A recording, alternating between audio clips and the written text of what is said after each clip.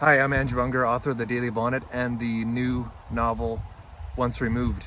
Part of my new book is about preservation of old buildings. The main character, Timothy Hepner, lives in this small town and he works as a ghostwriter trying to preserve the stories of the aging citizens of the town. And of course, you know that's probably not enough money to support somebody. So he also works for the town's Parks and Rec department, bulldozing historic buildings because the mayor wants to have enough room for a big box store or something, trying to attract one to their town. So I figured because the book is partly about preservation of historic sites and things like that, that I'd take you on a tour, I guess you could say, of some of my favorite historic sites around southern Manitoba, ones that I'm familiar with. Please join me and let's check it out. So this is Neubergthal, Manitoba, a National Historic Site of Canada. It's a village south of Altona, and many of the villages or DARPA in this area still have traditional Mennonite house barns remaining, but Neubergthal has probably the best collection of them that you'll see in this region. If you don't know what a house barn is, it's exactly what it sounds. It's a house attached to the barn. I guess the Mennonites never wanted to be too far away from the livestock.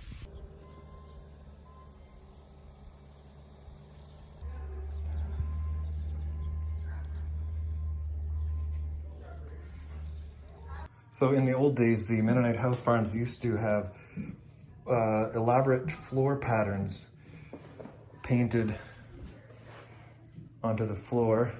Usually don't think of Mennonites as having so much artistic expression, but actually on the floors, they did. So this is Rhineland, Manitoba, south of Winkler, another one of the better preserved villages in the area, home to the Rhineland Church, which I believe is the oldest church, Mennonite church in Manitoba or Western Canada. I don't know, I could be wrong about that. Some historian, I'm sure, will correct me, shame me for all the errors I'm making in this video, but I'm not claiming to be an expert. I'm just showing you stuff I like this church.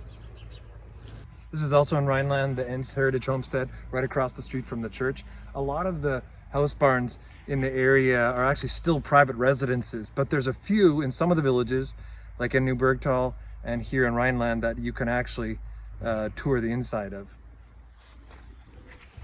If you made an appointment, which I didn't. So we'll just look at the outside.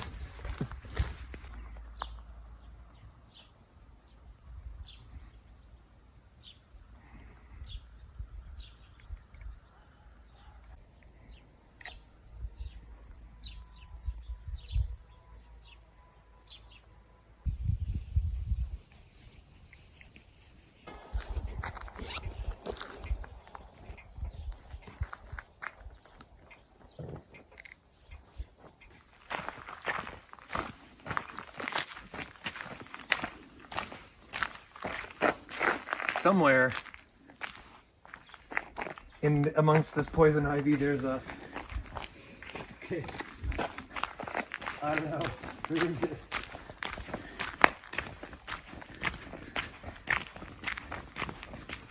Oh, here.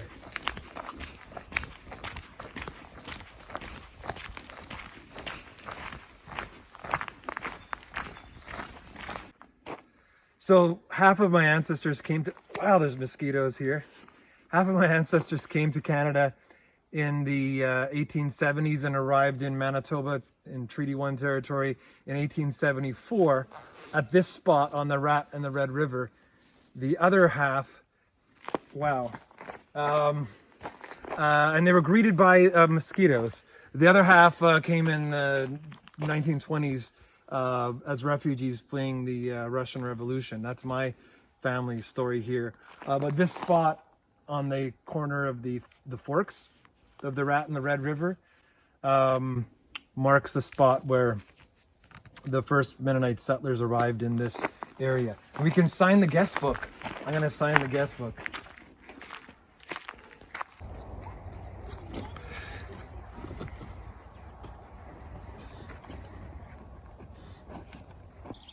So this is the Gorteach Church in Randolph, Manitoba. As far as I know, it's the oldest building in the RM of Hanover and the only one left that was built in the 1800s. Now this is Randolph, Manitoba. Sort of a strange name for a Mennonite town, but the Canadian government a while back wanted to assimilate the Mennonites. I guess it succeeded, as you can tell by my haircut. They wanted to assimilate the Mennonites, and so they named the post offices and the one-room schoolhouses. They gave them all English names. And eventually some of these towns changed names. So Courtice became Randolph, Turnstone became Neubergthal, Volwerk became Mitchell, etc.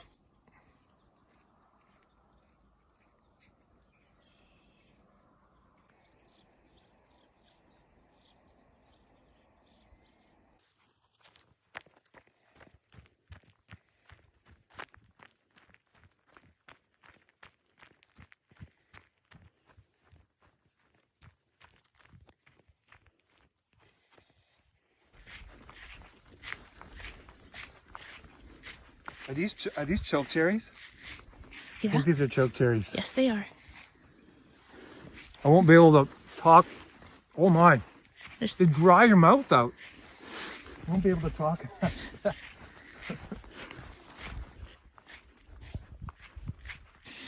This is, I'm sure people are going to comment with all the ways I'm butchering this name, but this is Neuenlage. This is one of my favorite spots in Hanover. It's not very well known, but it's one of my favorite spots, and this is the Coop homestead. My wife's relatives lived here ages ago.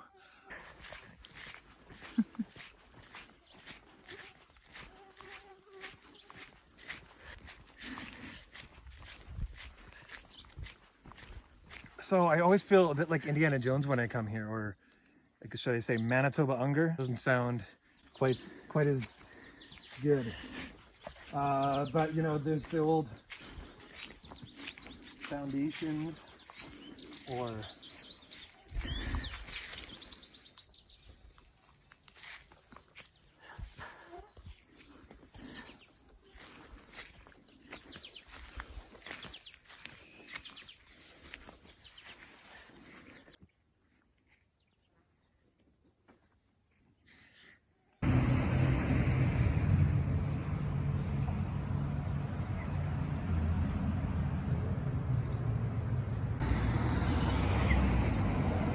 pretty.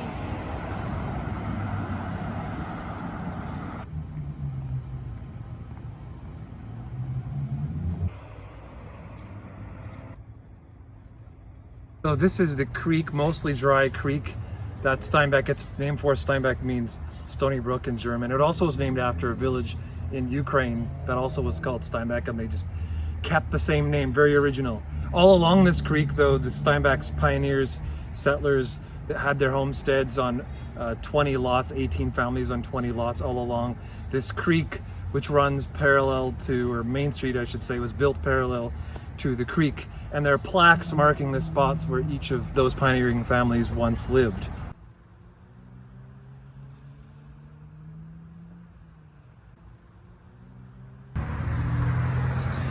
So at this spot, at the end of Elmdale, or beginning of Elmdale, however you want to look at it, was the spot where Steinbach's last house barn used to be. It was removed in 1960 to put up, guess, a car lot, of course, Steinbach. Actually, I think it was probably on the other side of the street here.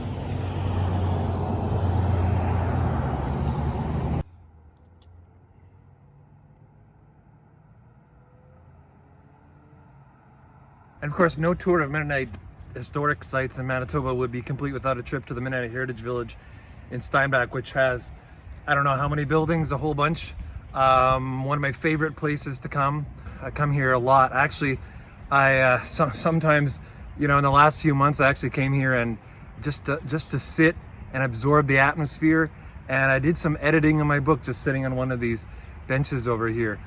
Fabulous place, one of my absolute favorite places in Manitoba.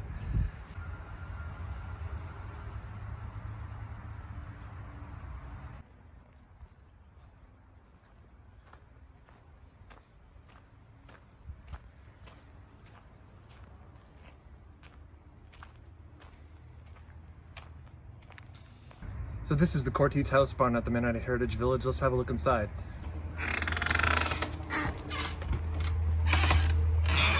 See that all the rooms kind of lead like one right into the other. The wood stove. You can see maybe better here. The wood stove right in the center of the house.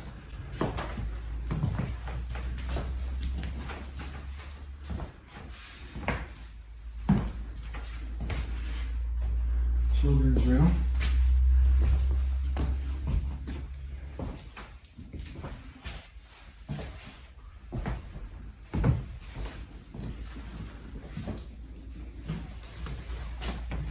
They got this V-Box ready to go.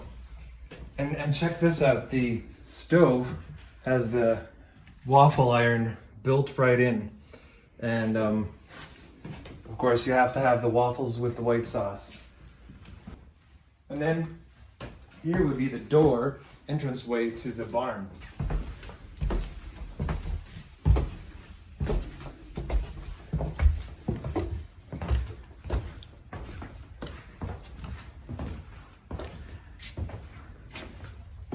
Got the milk in cans, ready to go. One of the hilarious things for any Steinbach resident is whenever they depict Steinbach in the news, either nationally or internationally. Like there was an article about Steinbach, or that mentioned Steinbach in a British newspaper, and they literally showed this Cortese house barn from the museum that's behind me. They showed it in the newspaper, and they're like, typical Steinbach scene. You know, it's typical Steinbach street scene. You see pictures like that, that's the museum, okay? That's not what Steinbach actually looks like. Here's some more of those floor patterns that I was talking about. Hello.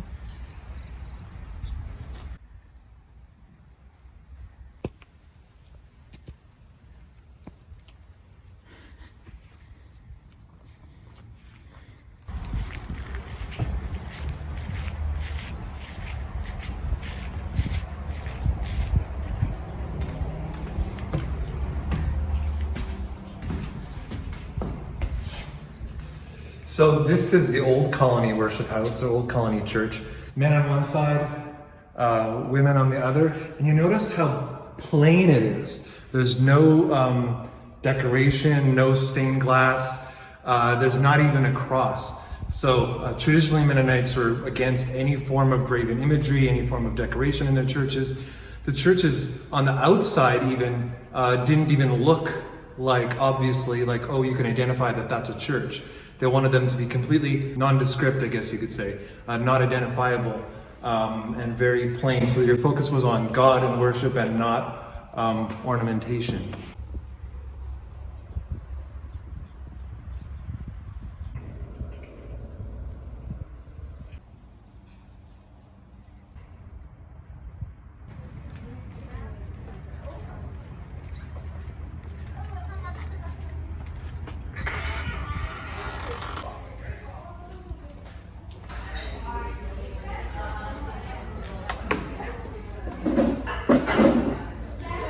This is gonna be good. I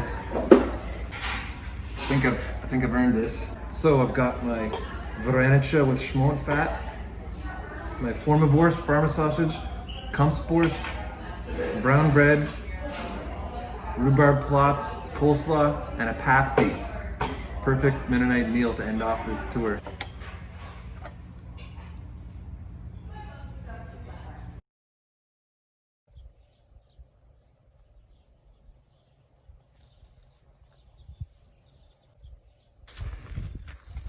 We have the house barns and charging stations. Is this a plat latch? No. No, it's not a plat latch? Okay, I'm wrong. It's not a plat latch. Scratch that.